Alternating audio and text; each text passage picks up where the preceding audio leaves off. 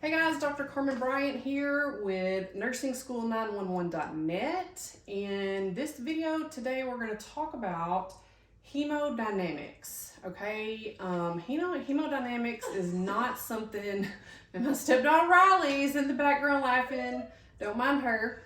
But hemodynamics is not something that can be covered in just one quick 5-minute video. There's so much that encompasses the understanding of hemodynamics. And by hemodynamics, I'm talking about things like CVP, which is central venous pressure, which is a direct reflection of right atrial pressure. I'm talking about things like pulmonary capillary wedge pressure, which is a direct reflection of pressures on the left side of the heart. Things like the blood pressure or the pressures within the pulmonary artery itself, which is your pulmonary artery pressure, okay? So in order to understand those, obviously there's values to remember, but in order to understand those hemodynamic values and what they mean as far as different disease processes, we have to have a very, very, very thorough understanding of blood flow through the heart and the valves. And so that's what we're going to focus on in this video today.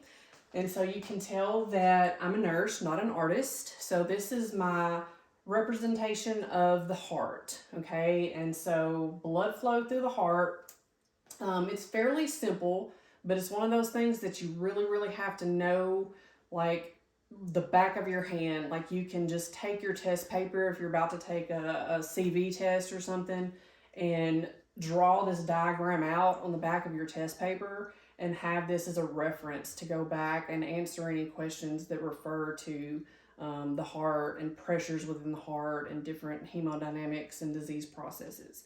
So starting on the right side of the heart, I have everything labeled. So this is obviously the right atrium. So everything blue, that's our unoxygenated blood. So we have blood returning from the body via the inferior vena cava and the superior vena cava, coming back to the right atrium. Okay, so we have all that unoxygenated blood returning from the body, returning from the top of the body, returning from the bottom of the body, being filtered into the right atrium. Okay, then the next thing we see here is my representation of the tricuspid valve, okay? It's kind of funny to me that this valve is named the tricuspid valve, right? Because all of our heart valves are supposed to be tricuspid except one.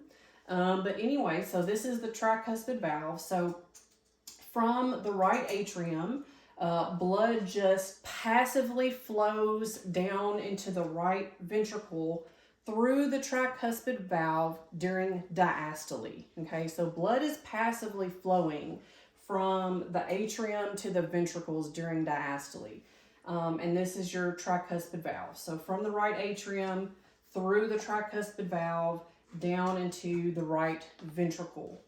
Then we have the pulmonic valve here, which I don't know what I did with the drawing of the pulmonic valve. It really got misrepresented here, but so we have blood leaving the right ventricle going up through the pulmonic valve through the pulmonary artery.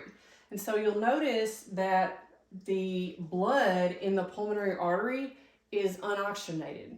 So that's something that's different about the cardiac system, right? Because typically arteries carry oxygenated blood. So the pulmonary artery is a very unique artery in that respect, in that it carries unoxygenated blood, okay? So the pulmonary artery carries the blood over to the lungs, gas exchange occurs, and the blood gets oxygenated. It comes back through to return to the left atrium through the pulmonary veins, all right? And so the pulmonary veins are cool and unique, right? Because that blood is oxygenated. And typically veins carry unoxygenated blood, but not in the cardiac system, all right? So the pulmonary veins are bringing oxygenated blood back to the left atrium. So then we have blood flowing down from the left atrium down to the left ventricle through the mitral valve, also known as the bicuspid valve. So the mitral valve is the only valve of any of the four valves that is supposed to be bicuspid, or it's only supposed to have two leaflets. So that's the mitral valve, which is interesting because the left side of the heart is the powerhouse of the heart, right?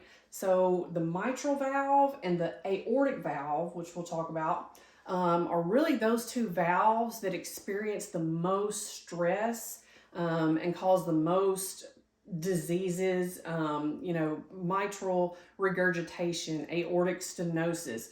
You hear much more about valvular diseases that affect the mitral valve and the aortic valve than you do the tricuspid and pulmonic valve, because these are over here on the workhorse, side of the heart, okay, that very powerful left side of the heart. So then you have the blood flowing down through the mitral valve here down to the left ventricle. Then finally it's going to leave the left ventricle, enter the aortic valve, flow out through the aorta, all to the body. Okay, so again, the mitral valve and the aortic valve here are those two very high pressure valves. And, I've said this, that, all the valves are supposed to be tricuspid except one, our mitral valve. But there are rare instances that the aortic valve, some people, up to 2% of the population, are born with a bicuspid aortic valve. My husband being one of them. And so that was something that I had really never learned or discussed when I was in nursing school or something. But it's been something I've kind of had to learn about now that we've discovered that my husband has a bicuspid aortic valve, which has led to different issues. He has a little bit of aortic regurgitation as a result of that, but he's doing really well. But I digress, but I like to incorporate stories that, pertain to what we're talking about. So this is blood flow through the heart.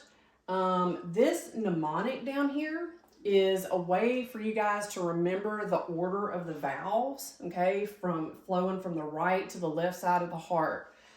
You can remember this either which way you want to. I say try pulling my aorta, okay, so you can remember tricuspid, pulmonic, mitral, aortic. Or if you want to think about it a different way, toilet paper my, you fill in the blanks. So either which way you want to remember it, that's a mnemonic for you to help remember tricuspid, pulmonic, mitral, aortic. Okay, so that's the order of the valves. Now that we know the basics of blood flow through the heart, where the valves are, when the valves are supposed to be open, when the valves are supposed to be closed. So in diastole, right, this is when passive filling is happening between the atrium and the ventricles. So during diastole, the tricuspid and the mitral valves are supposed to be open during diastole, meaning that your pulmonic and aortic valves are supposed to be closed. Those valves are supposed to open up during systole, when pumping occurs, when pumping to the lungs and pumping to the body occurs.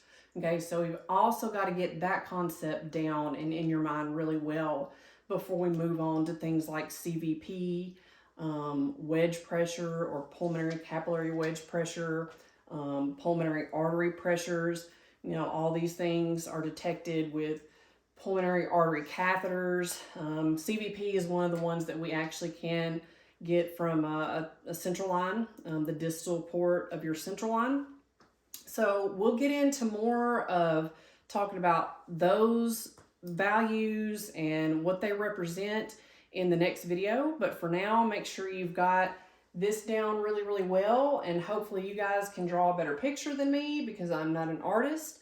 But I hope you found this helpful, and just thanks for learning with me today.